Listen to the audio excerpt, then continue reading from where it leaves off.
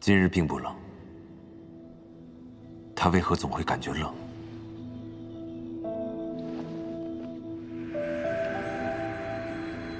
他体内怎会有如此旺盛的寒气？这寒气又是从何而来？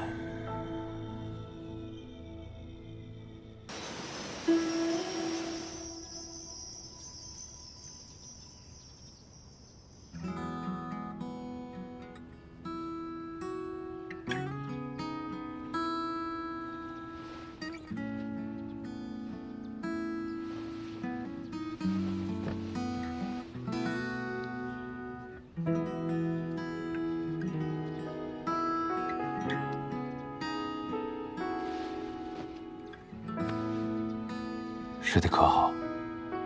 不好，感觉好冷。昨日我离开后，可有发生什么特别的事情？昨日没有啊，就突然觉得好冷。风起跟我说了一些莫名其妙的话，什么我以前来过这里。我去找他。怎么了？你看上去脸色不太好，不会是想去找他打架吧？你突然愈甚的寒气，我怀疑并不是偶然。此事透露着诡异，恐怕风起隐瞒了我们一些事情。我用真言之事探一探便知。别，你跟风起本来就有矛盾，我怕你俩再吵起来。有什么要问的，我去就可以了。你一个人去？可以的，放心。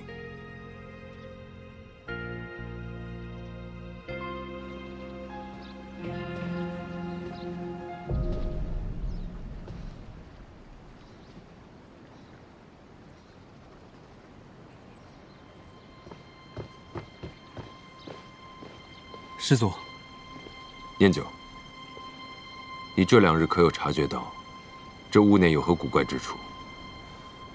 哦，我上次和红罗发现苏长青在为庭砚修饰花草，这有些多此一举不说，他们还担心庭砚不满意，怕庭砚怪罪。可庭砚明明就不是那种刁钻的人啊，况且这苏长青作为庭砚的师兄，未免有点太不了解他了吧？你暗中再去那一带探寻一番，看还有何异处。可师祖之前来的时候，不是用真言之事试过他们没有问题吗？的确，真言之事虽然能让人说出真相，但也仅限于让他人说出他们知道的东西。弟子遵命。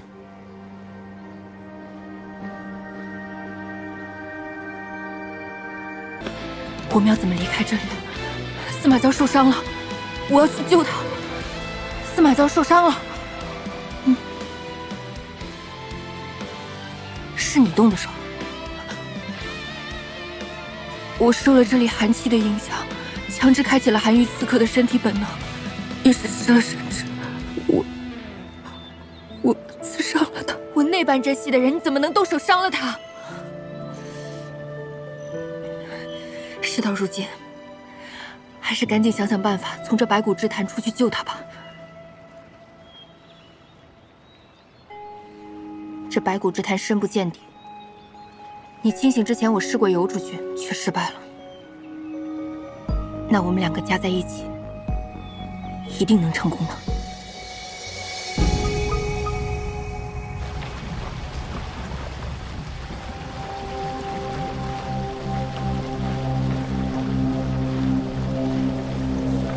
主上，我已击杀那司马娇，凤山血脉也已准备妥当。阴阳湖结界尚存，说明司马娇并没有死。哎呀，区一个司马娇都对付不了，若是本魔主在，定将重新集结魔族大军，亲自攻入庚辰仙府。主上，莫要再与他浪费时间做口舌之争。风起，动手！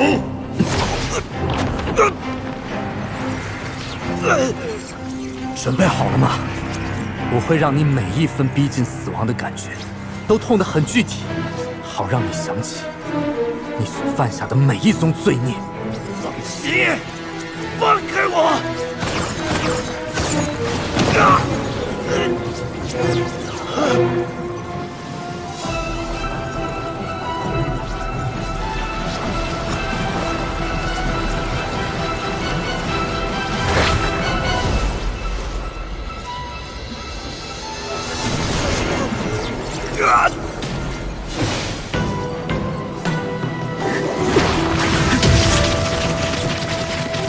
阿爷，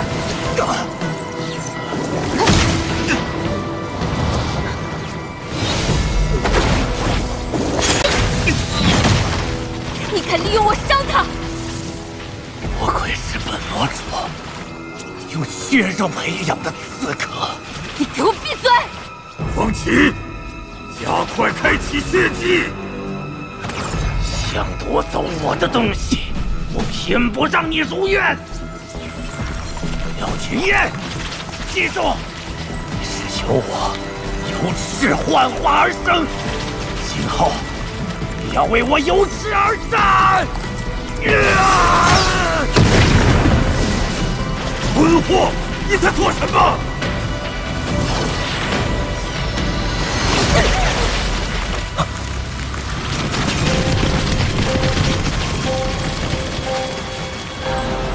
快阻止他！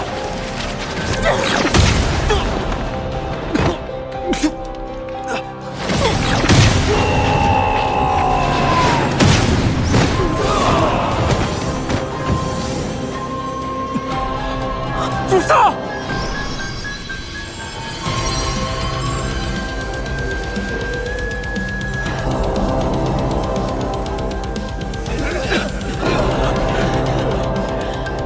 这是什么情况？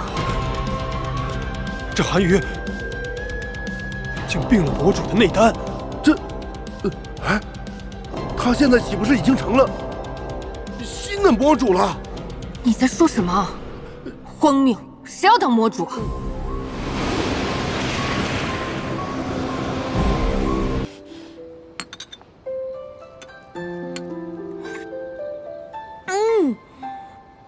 蛋羹口感顺滑，入口即化。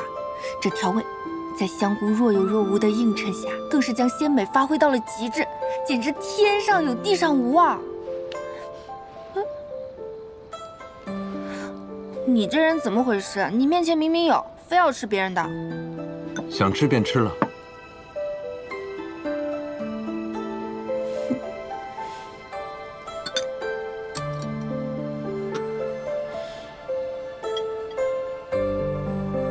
啊，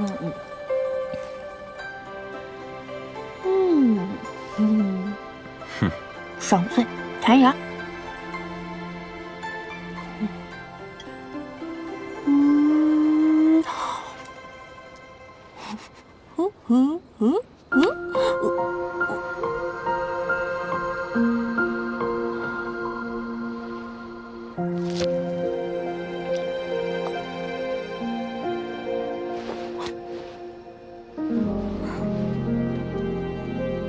这东西有什么好吃的？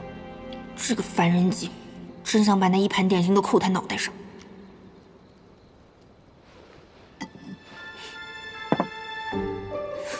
你听到了？听到什么？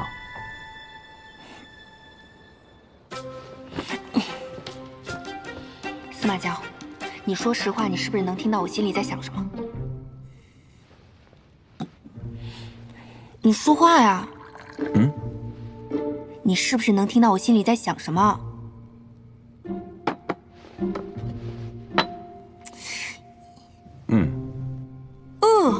你又骗我！你不是说你不会读心术吗？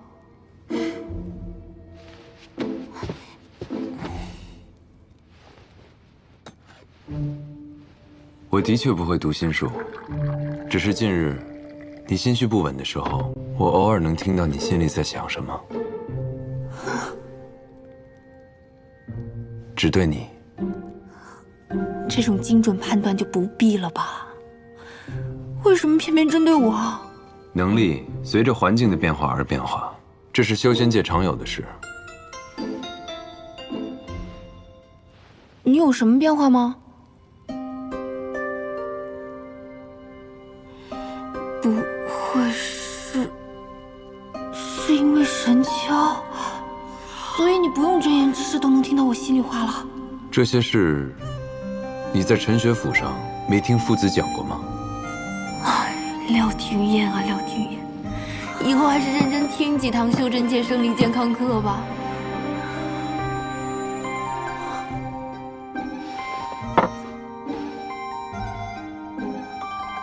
你想的这些，我都听得到。1得1，2得4，3得9。祖宗，不会在我激动时的每一句脑内想法，你都能听得到吧？不至于一字一句那么清晰，不过，如果你要是骂人，那我是知道的。我劝你平心静气为好。你还有脸说我？你这个动不动发怒的！44、16、55、25。你每日除了想吃想睡，还能想什么？害怕让我知道的事儿？您恐怕是对我的认知不够全面了。我在的那个世界，信息爆炸，有各种各样奇葩的东西，恐怕是要超出您老人家的想象啦。我还是背会儿乘法口诀清清心吧。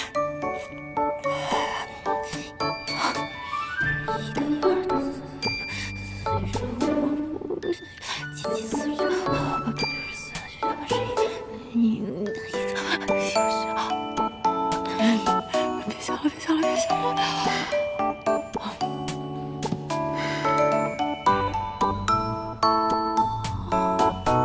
我倒真没见过这样的。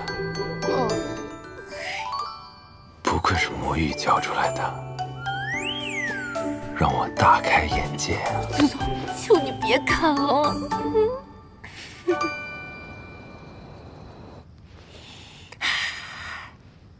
算了，从今天起做一个心平气和的人。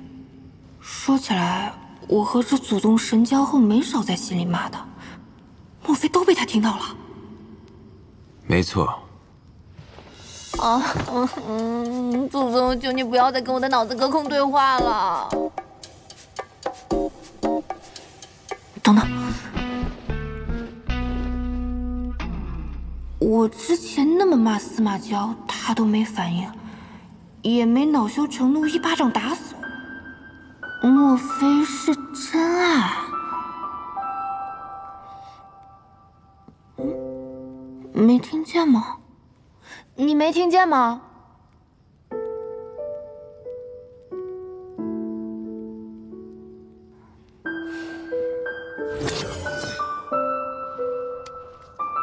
我要休养生息了，祖宗请自便。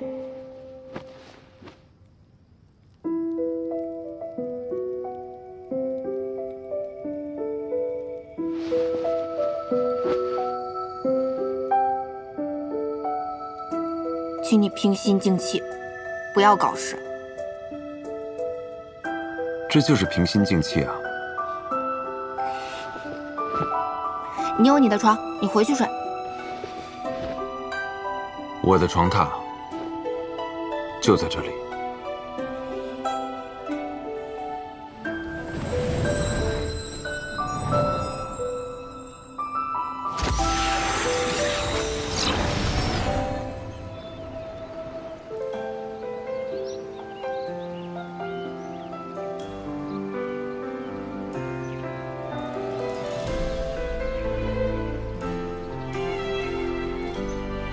以前入睡不是还有问题吗？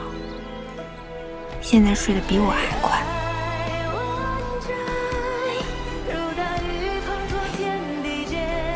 咱俩到底谁是咸鱼呀？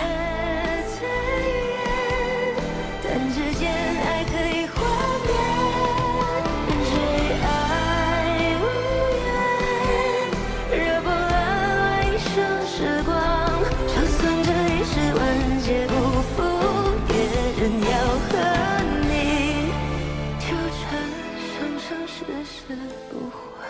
长雪，到；齐乐天，到；永令春，到；永时秋，到。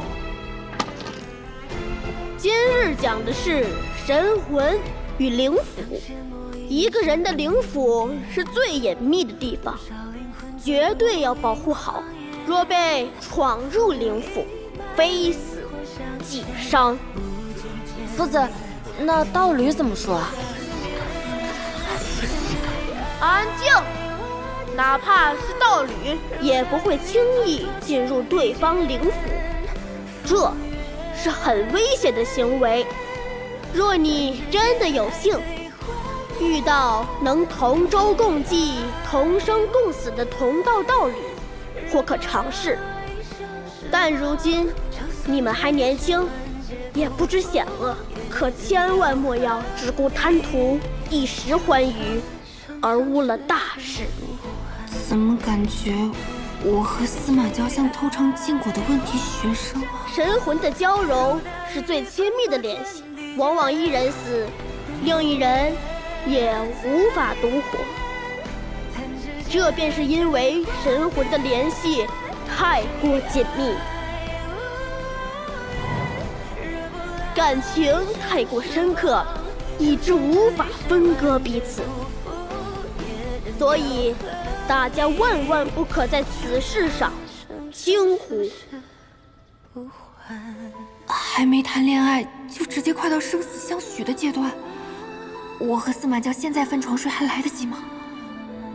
不对，我不知道这些就罢了，司马交怎么可能不知道？难道他已经完全把我当作另一半了吗？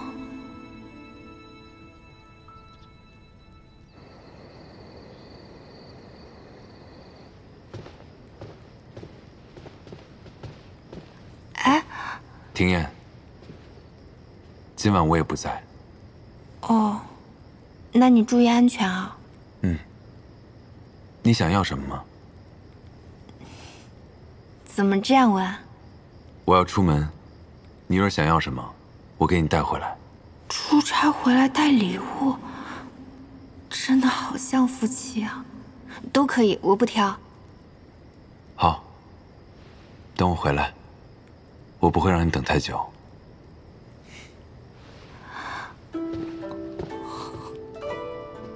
他怎么这么温柔啊？不会是真的是把我当成道侣了吧？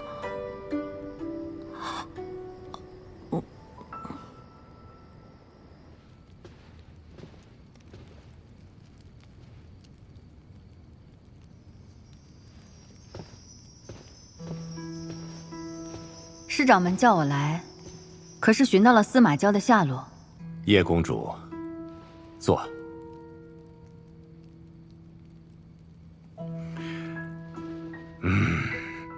近日啊，我师氏的亲族接连的遭袭，我也派人去查了一番，结果呢，也没有查到任何与司马交有关的线索。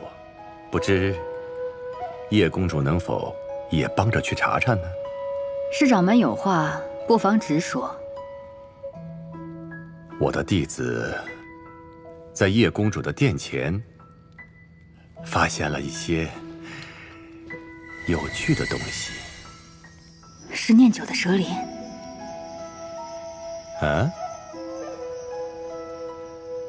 师长们这是派人在监视我。这怎么叫监视呢？我们是盟友，盟友不应该彼此关心啊。只不过我这个盟友啊，有所隐瞒哦。那黑蛇是在我殿中，不过他并不知晓司马交的下落。他并不知晓啊？是。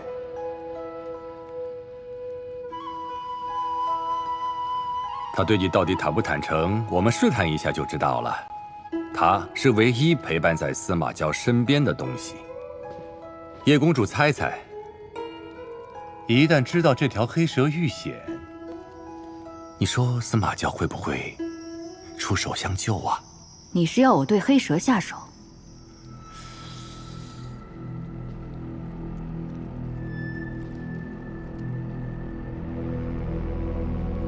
不得。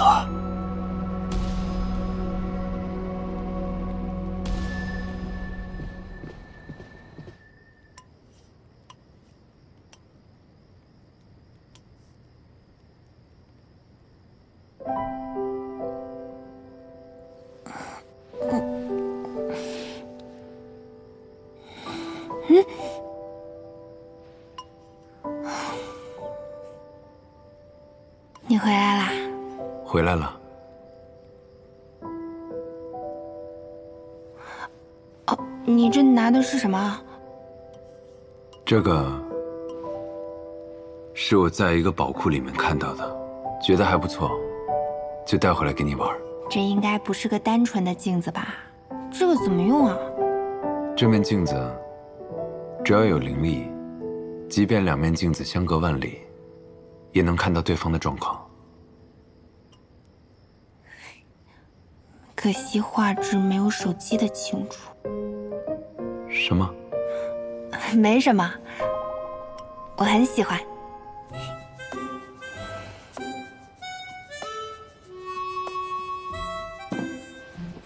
撒谎，不喜欢就碎了。啊，你干嘛呀？我喜欢，你还我，这可是你专程给我带的礼物，你给我。那你打算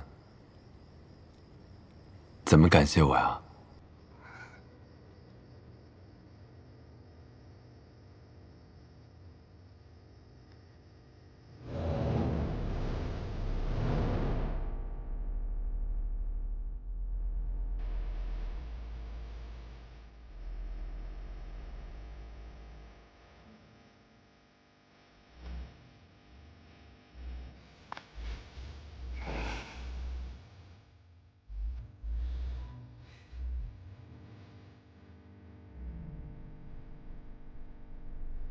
这便是大谢礼呀。我要澄清，这个不是感谢。以后你也不仅仅是我男朋友了。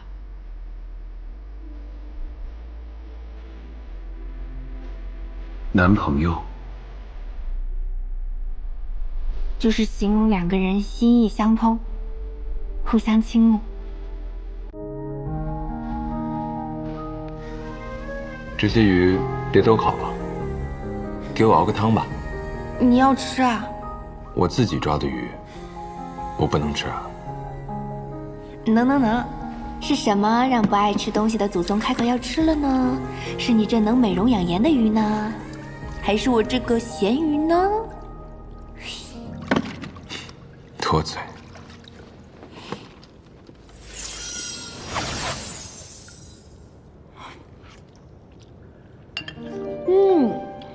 人间美味，不对，仙界珍馐。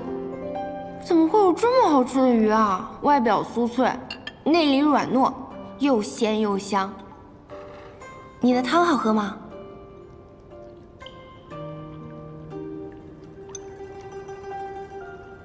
你自己尝。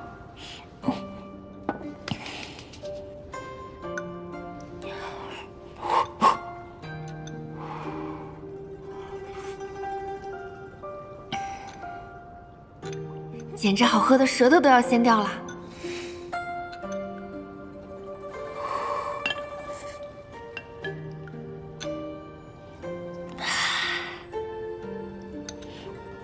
好喝。它应该登上《舌尖上的仙府》，能让不爱吃东西的祖宗都觉得好吃。原来是因为这里的食材真的很好，我随便这么一搞都这么好吃。明日我要继续出门，用你的话说，就是搞事业。此行需费些时日，你要是有任何想带的，随时跟我说。你放心吧，我还有你给我的流光镜，你安心去搞事业吧。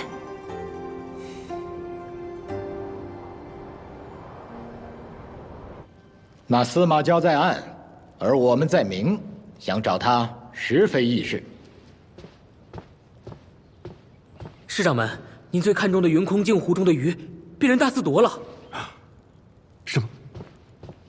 是何人所为啊？这是那贼人在湖畔剩下的。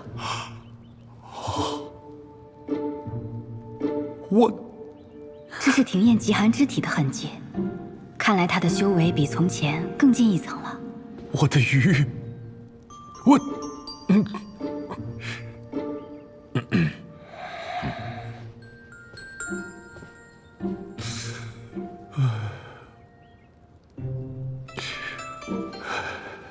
哎呀，咱们这个庚辰仙府是越来越乱。师掌门，你的这个运灵飞鱼自己都舍不得抓吧？鲜少见你跟我们大家分享。哎，这下可好了，哼，被一个无名的毛贼给偷了。唉，这形势如此乖张，谁呀？司马娇？哎呀，他司马娇不好好养病，跑你眼皮子底下来偷鱼。我们八大宫现在正在全力寻他，如果真是他做的，那这份自信也未免有点大了吧？就是嘛，这运灵飞鱼吃了对养伤也没有太大作用。他司马娇脑子要是清醒的话，也绝对不会冒着生命危险到你这儿来抓鱼啊。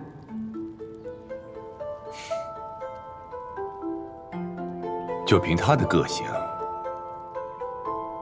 着实也难说呀。如果是司马娇为了庭燕才去云空境，就说得通了。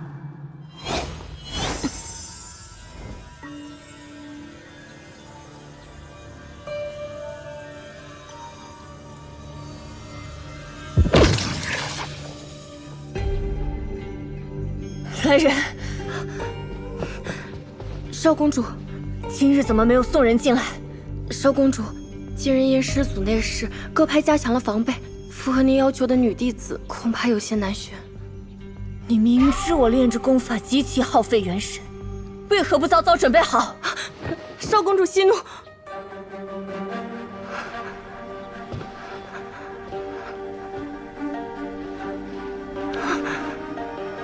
你近日不是刚入结丹吗？应当是最为滋养吧。少公主饶命！少公主饶命！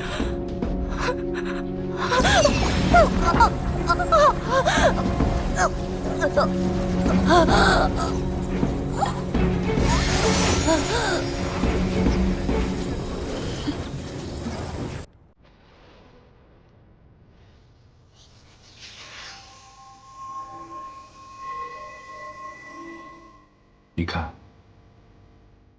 你的伤口愈合的还不错。可是我还有好多内伤呢。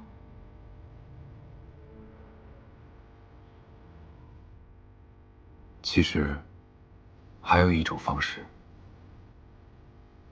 可以让你的伤势恢复得更快，就像当初你治好我那样。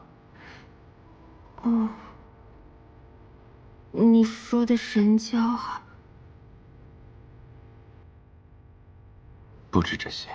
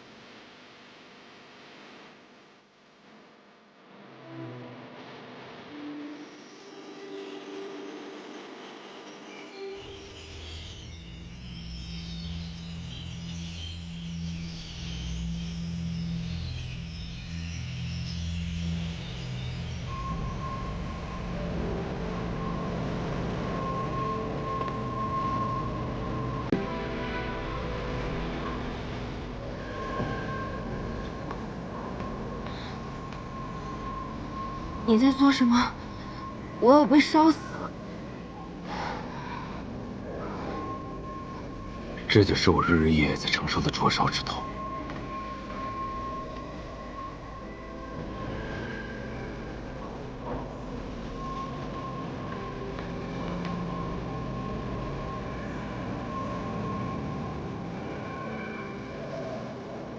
你不用怕，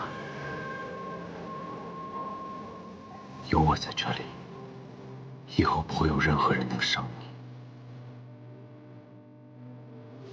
这样的疼痛也不会再有。你若是疼痛难忍，可以向我倾诉，不许忍着。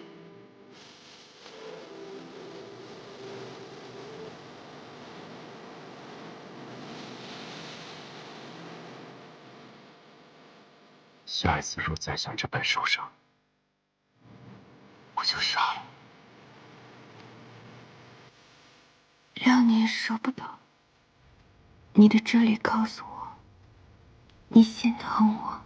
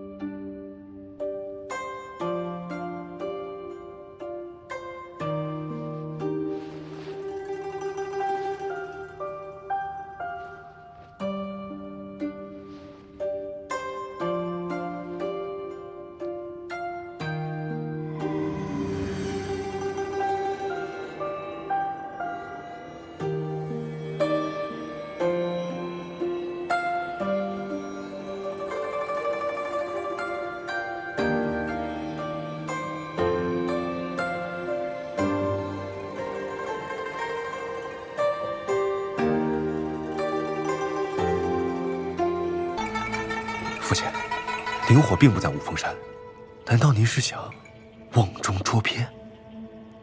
这袁彻定是有备而来，那我们便将计就计吧。我们就是要利用袁彻这个诱饵，将司马交诱至五峰山。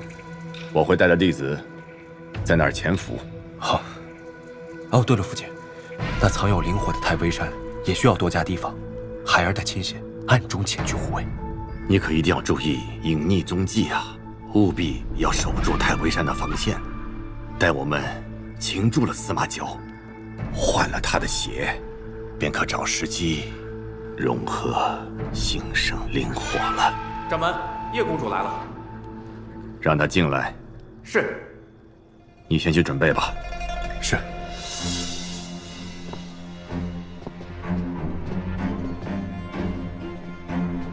叶公主，明日你随我一同前往五峰山，那是你带着你的族人返回魔域的大好机会啊！这次，你可要拿出你最大的诚意来。司马交在五峰山，他设下的局，他一定会去的。师祖，袁彻来信了。请随灵力指引前行。鱼上钩了。什么鱼？石千缕吗？你不必忧心这些。我想知道。念九，你快告诉我。这施家灵山地域呢，甚为广阔，即使师祖转换了诸多傀儡人前去寻找，亦要耗费不少时间。所以，师祖便故意让袁彻以他的灵力破坏施家灵山，这样就可以引起施千缕的戒心。哦，如此，施千缕必会派人前往灵火藏匿之处加强防备。我们只要悄悄跟着他的人，便能找到新生灵火所在。你留在这里，我去就回。不，你伤口还没有恢复，我也去。虽然不一定能帮上多大忙，但是我同你一起，总比我一个人胡思乱想要好吧。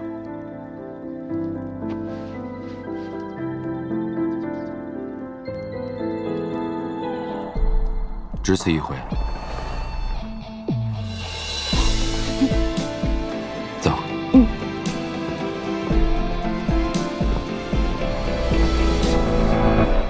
袁公主，我施家随行弟子已就位。好，随我前往五峰山。是。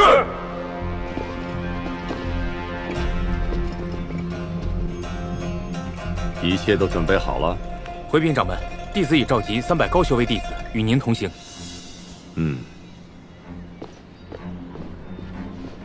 旭儿，你那边情况如何？已准备妥当，孩儿随时可以带亲信秘密前往太微山。很好。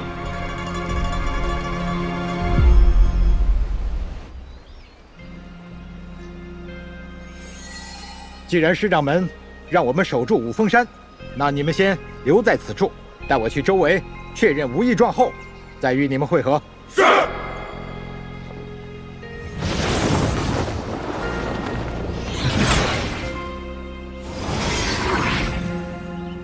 掌门，师掌门，不要忘了你我之间的承诺，杀司马娇可以，但不要伤了廖廷燕和黑念九的性命。叶公主还真是重情重义呀！只要你拿出你的诚意，我自会一诺千金。司马娇即刻就会现身，一旦出现，立刻围剿。是。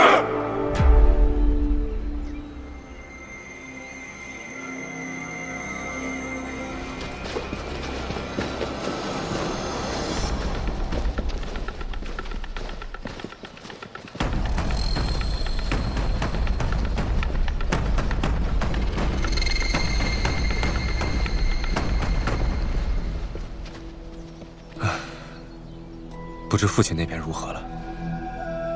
少主不必担心，掌门所带的数百名弟子，修为大多在化神之上，且有掌门坐镇。如今司马娇又功力受损，必定难以脱身。我们只管先去太微山守住灵火。这庚辰仙府啊，就快易主了。走。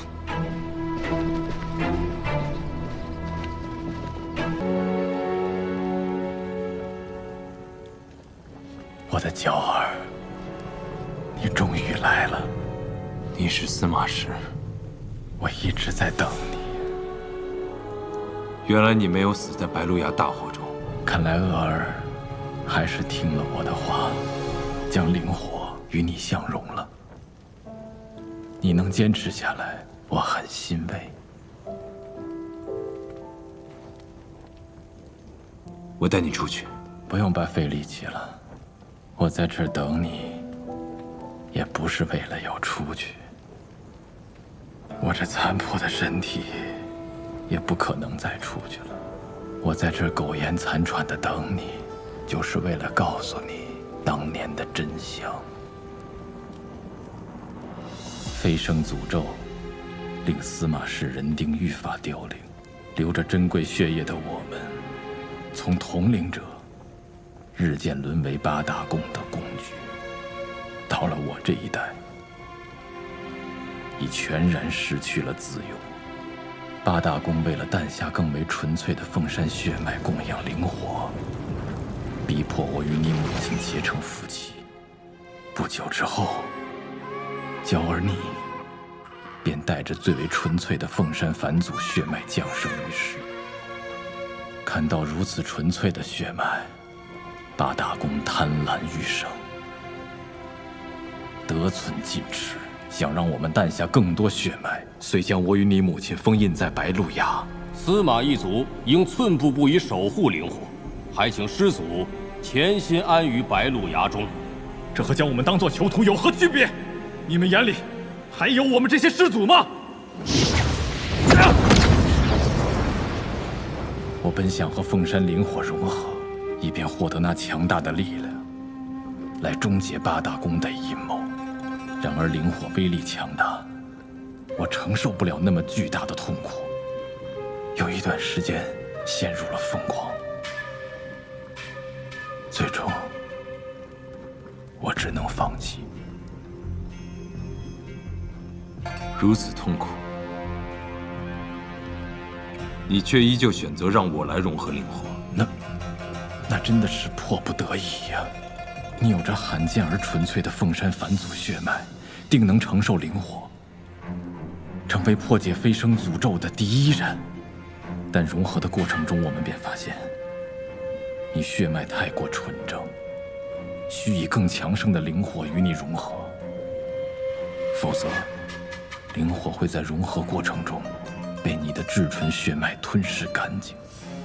后来，我便和司马一族的族人共同做了个决定：若我们死得其所，能让娇儿成功将灵火融合，那八大宫便再不敢进犯我司马一族。没错，我们愿意为娇儿融合灵火。我也愿意，我也愿意。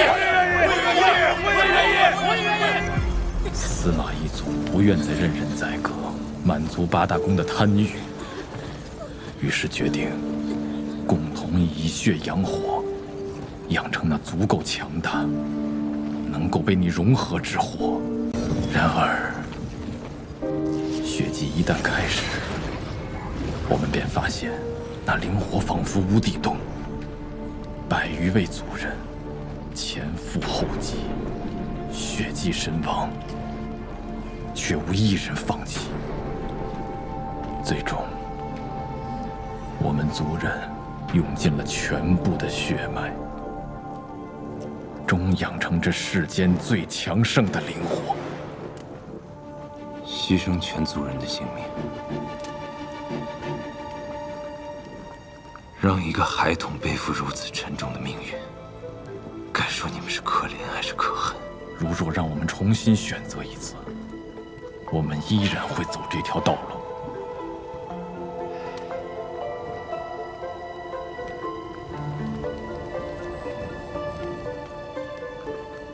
那你又为何会在此处？我怕八大宫发现了我们的计划，我便装疯放火，让他们以为我是发疯放火，杀了所有族人。